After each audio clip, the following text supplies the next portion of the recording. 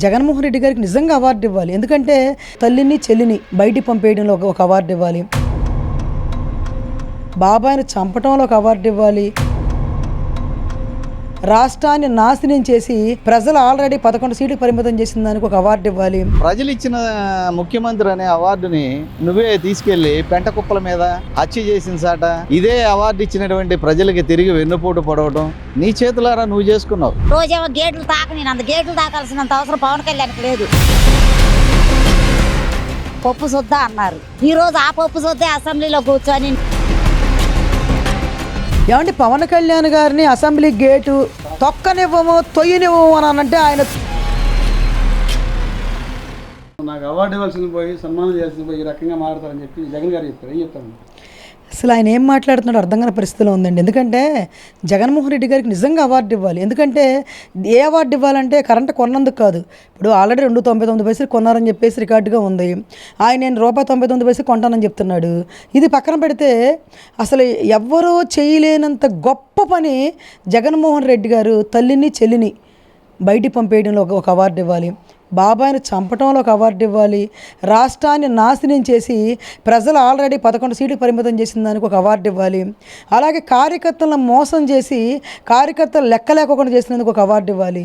జగన్మోహన్ రెడ్డి గారు చేసిన పనులు చూస్తే రాష్ట్రంలో ప్రజలు అసలు రాష్ట్రాన్ని దోచుకొని అలాగే బూతులు మంత్రులను చేసి ఆ కార్యకర్తలను బూతులు తిట్టించినందుకు ఒక అవార్డు ఇవ్వాలి. ఈ రాష్ట్రంలోనే కాదండి, ఏ రాష్ట్రంలోనైనా ప్రపంచ స్థాయిలో ఇంత చండాలంగా మాట్లాడే విధంగా ఎమ్మెల్యేలని మినిస్టర్లకి ట్రైనింగ్ ఇచ్చినందుకు చాలా ఆస్కార్ అవార్డు ఇవ్వాలి.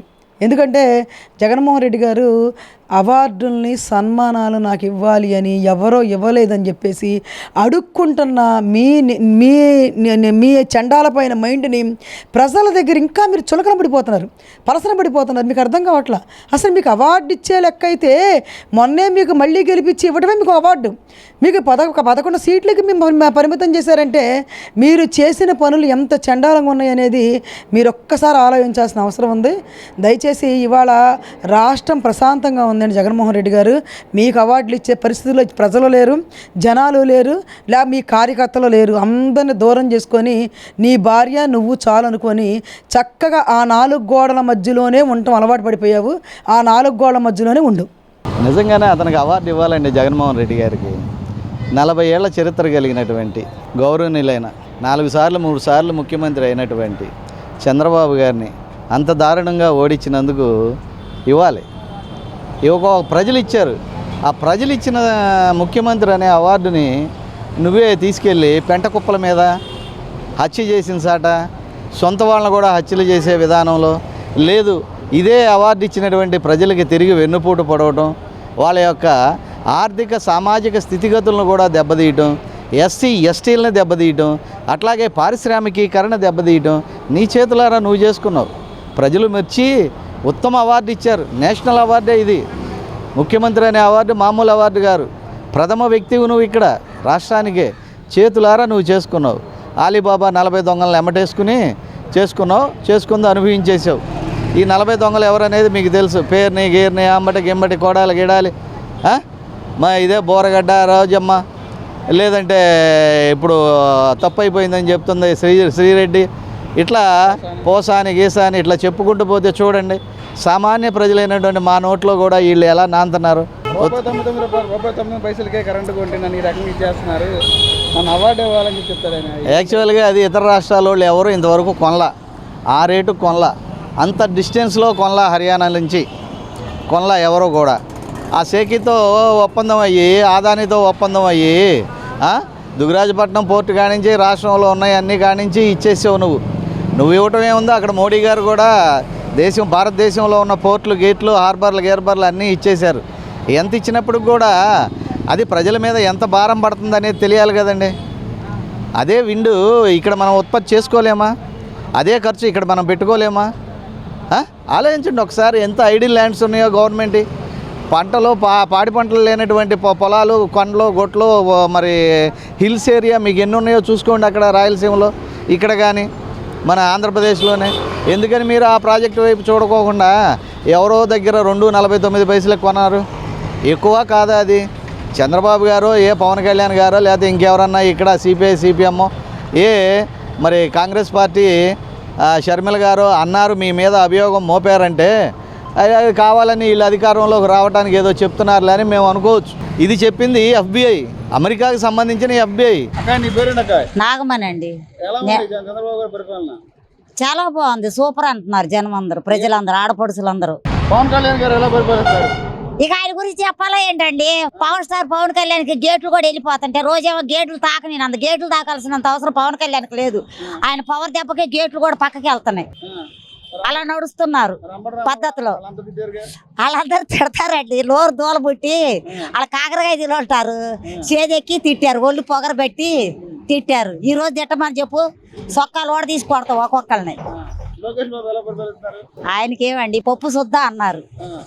ఈ రోజు ఆ పప్పు సొద్దే అసెంబ్లీలో కూర్చొని నిధులు దాటానికి కానీ ఏ పని చేయటానికైనా మంచి పనులు. ఎవరు చెప్పారు? వైసీపీ వాళ్ళు అన్నారు. వాళ్ళకేం పని లేదు కండి, అసెంబ్లీలో మాట్లాడే అర్హత కోల్పోయి వాళ్ళకి ఏం చేయాలో తెలియక ఇలాంటివన్నీ మాట్లాడతారు. అది బాగుంది, సూపర్ సూపర్ అండి. ఇంకా చెప్పాల్సిన మాటల్లో లేదండి. మాకు కొండంత ఆనందం. అన్నా క్యాంటీన్కి ఏంటండి 5 రూపాయలకు అన్నం పెట్టే ఎవడండి ఈ రాష్ట్ర ముఖ్యమంత్రి? ఆడు పెట్టాడా? ఆడు తీసేసి ఏదో సచివాలయాలు పెట్టారు. ఎమ్మటి అన్నా క్యాంటీన్లు పెట్టి గుప్పెడు అన్నం పెడుతున్నాడు ప్రజలకి, ఒక గ్లాస్ నీళ్లు. అదేగా కావాల్సింది జనానికి. అది తిని మంచినీళ్ళు తాగితే వాళ్ళ ప్రాణం పోసుకుంటారు. ప్రాణాలు కాపాడుతున్న చంద్రబాబు నాయుడు మాకు రాష్ట్రానికి ముఖ్యమంత్రి. మాకు మళ్ళీ మళ్ళీ ఆయనే కావాలి, ప్రాణాలు తీసే ముఖ్యమంత్రి. నీ పేరేంటి? గుర్రయ్య.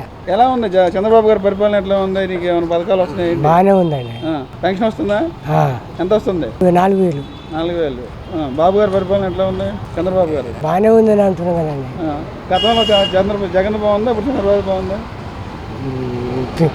బాబే బాగుంది. అన్నా క్యాంటీన్లు ఎలా ఉపయోగపడుతున్నాయి? బాగానే ఉన్నాయండి, బాగానే. ఏమవుతున్నాయండి అన్నా క్యాంటీన్లో? 5 రూపాయలకు పాపం బాగానే పెడుతుంది. ఆకలి తీరుతుందా? బాగా తీరుతుంది. అదే మీ పేరేంటి? నా పేరు అన్నయ్య. ఎలా ఉంది ఎన్డీఏ కూటమి ప్రభుత్వం? బాగానే ఉంది. బాగుందా? ఏమైనా వస్తుంది పథకం వస్తుంది నీకు? పెన్షన్ వస్తుందా? పెన్షన్ వస్తుంది. ఎట్లా ఇస్తున్నారు? 4,000 ఇస్తుండు. ఎలా ఉపయోగపడుతుంది నీకు? ఇంటికి వచ్చి ఇస్తుండు.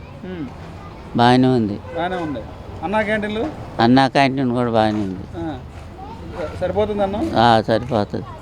నాకు ఆఫీస్ అన్నా క్యాంటీన్ పెట్టినాను. ఏం చేస్తున్నా, నాకు కడుపుకి గడ్డలేచింది. అన్నం అంత అన్నం సరిపోతుంది. సరిపోతుంది. జగన్ ప్రభుత్వం బాగుందా, చంద్రబాబు గారి బాగుందా? చంద్రబాబు ప్రభుత్వం బాగుంది. నా పేరు పొల్లమ్మ అండి. ఎలా ఉంది ఎన్డీఏ కూటమి ప్రభుత్వం? చంద్రబాబు గారి న్యాయం ప్రభుత్వం బాగుంది. జగన్ వచ్చినప్పుడు అన్ని సౌకర్యాలు మాకు ఇవ్వండి. అన్న క్యాంటీన్ కానీ పింఛన్లు కానీ అన్ని టయానికి మాకు అందిస్తుంది. అన్నాలు, అన్నం, పాలు అన్నీ సప్లై చేశారు వరద వచ్చినప్పుడు. అదే జగన్ ఎట్లుండేది? అంత ఆయన బాగుండప్పుడే లేదు, ఇంకా అప్పుడు ఏమి ఇచ్చాడు. నా పేరు వెంకటరత్నం అండి. బాగానే దొరుకుతుంది మాకు. అన్నాలు కూడా బాగానే అన్నగంటలో బాగానే భోజనాలు సరిపెట్టేట్టుగా పెడుతున్నారు. మాకు కూడా కొద్దిగా గ్యాస్ వచ్చేటట్టుగా అందుబాటులో చేస్తే చాలండి. మాకు చాలా మేలు చేశాడు. బాగానే ఉంది. పర్మనెంట్లో ఆయనకి ఏం బాధలేదు. మాకు జీతాలు కూడా కరెక్ట్గా ఇస్తున్నాడు. ఇవాళ ఫస్ట్ అయితే ఎల్లుండి 2వ తారీఖులో లోపల పడిపోతున్నాయి. అప్పుడు ఇప్పుడు ఆయన ఆటనే వేసేది, ఈయన అలాగే వేసేది. బాగానే ఉంది. ఆయన పరిస్థితి కూడా బాగానే ఉంది. ఈయన కూడా బాగానే కరెక్ట్గానే వేసేస్తున్నాడు. కొద్దిగా అందుబాటులో కూడా గ్యాస్ రేపో ఎల్లుండో వచ్చేటట్టుగా అది కూడా సాయం చేయమని అడుగుతున్నాం. ఎన్డీఏ గవర్నమెంట్ ఏ క్లాస్గా ఉంది. పరిపాలన బాగుంది. 5 నెలలు పరిపాలన చాలా పేదవాడిగా అనుకూలంగా ఉంది. పెన్షన్ వస్తుంది. ఆయన ప్రభుత్వంలో సచ్చు బతికి దిగేటప్పటికి 3,000 ఇచ్చాడు. ఈయన ఎక్కంగానే 4,000 ఇచ్చాడు. చంద్రబాబు గారు ఎక్కడంతో 4,000 ఇచ్చాడు. దీనే ఆయన అనుకూలంగా అందరికీ నచ్చేలాగా చేస్తున్నాడు. బాగుంది. అన్నా క్యాంటీన్ బాగుంది. నెంబర్ 1గా ఉంది. పేదోళ్ళకి సరిపడా అన్నం పెడుతున్నాడు. దానికి పెరుగు పచ్చడి రాదండి 5 రూపాయలకి. 5 రూపాయలకి ఏమొస్తుంది? ఇంత అన్నం పెడుతున్నాడు, సాంబార్ వేస్తున్నాడు, పెరుగు పచ్చడి, ఇంకేం కావాలా? మేడం, అసెంబ్లీ గేట్ తాకమన్న పవన్ కళ్యాణ్ విమర్శించే నాయకులు ఈరోజు ఎక్కడున్నారు? పవన్ కళ్యాణ్ గారు ఎక్కడున్నారు? ఏమంటే పవన్ కళ్యాణ్ గారిని అసెంబ్లీ గేటు తొక్కనివ్వము తొయ్యనివ్వము అని అంటే ఆయన తోసుకొని కాలు పెట్టి ఒక తన్ని 21 సీట్లకి 21 సీటు గెలుచుకున్న వ్యక్తి ఎవరంటే ప్రపంచ దేశాల్లోనే పవన్ కళ్యాణ్ గారు. ఇవాళ బాలు కింద కొడితే ఏమవుద్దండి? ఎగిరి పైన పడుద్ది. అలాగే మీరు ఎవరైతే చేత కానోడు అన్నారో ఇవాళ అతను రాష్ట్రంలో పవన్ కళ్యాణ్ కనుసైగులో రాష్ట్రం కేంద్రం మొత్తం కూడా చక్రం దేశవ్యాప్తంగా ఇవాళ చక్రం తిప్పుతున్న వ్యక్తి పవన్ కళ్యాణ్ గారు. ఇవాళ రోజా పరిస్థితి ఏంటండి? ఇవాళ గాలిలో ఆ రోజున కూడా మిమ్మల్ని అన్నారు ఏమని, మోదీ గారితో మీరు అనఫిషియల్గా పొత్తు పెట్టుకున్నారు, మిమ్మల్ని గెలిపించారని. నీ ముఖానికి ఎల్లంగానే రాజశేఖర రెడ్డిని మింగేసిన నువ్వు కూడా పవన్ కళ్యాణ్ గురించి మాట్లాడితే ప్రజలు గమనించరా? లిప్స్టిక్లు వేసుకొని బొడ్డు కింద చీర కట్టుకొని రోడ్ల మీద నుంచొని డ్యాన్సులు వేసుకొని ఆ రాష్ట్రాన్ని వదిలిపెట్టేసి రాష్ట్రానికి నేను ఇది చేశాను, రాష్ట్రానికి ఇది తీసుకొచ్చాను, రాష్ట్ర ప్రజలకు నా మీద ఇంత అభిమానం ఉందని చెప్పుకోలేని రోజా కూడా నువ్వు పవన్ కళ్యాణ్ గురించి మాట్లాడావంటే సభ్య సమాజం తలకాయ ఉంచుకుంటుంది.